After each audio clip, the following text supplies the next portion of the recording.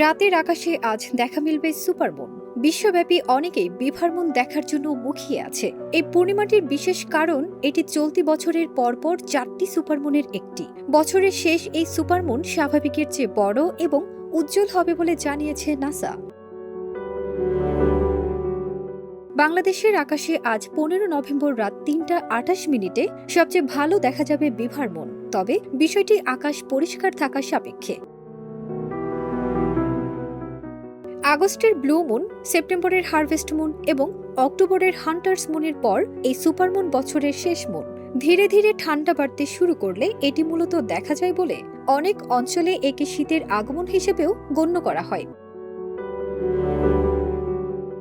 নাসার প্রতিবেদন অনুসারে টানা 1 বা 2 দিন পুরো চাঁদ দেখা যাবে।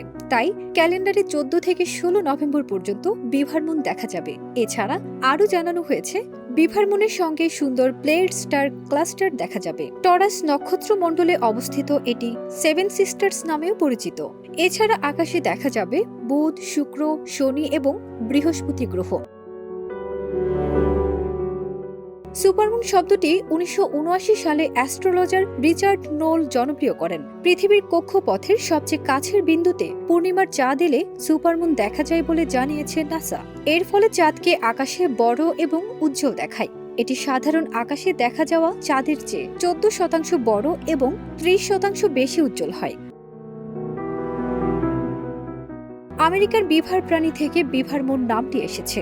বছরের এই সময়ে বিভাররা তাদের দাঁত দিয়ে কাঠ কেটে শীতকালীন বাঁধ নির্মাণ করে।